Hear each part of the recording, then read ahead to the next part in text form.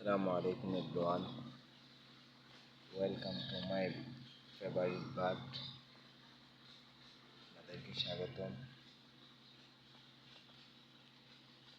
আমি পাখিগুলো আনছিলাম 30 দিনের। আজকে ওদের বয়স প্রায় 35 দিনের মতো হয়েছে। 25 পিস আনছিলাম গাড়িতে, এক পিস এই কাঁচাতে কাটা আর কি, এক পিস মারা গেছে।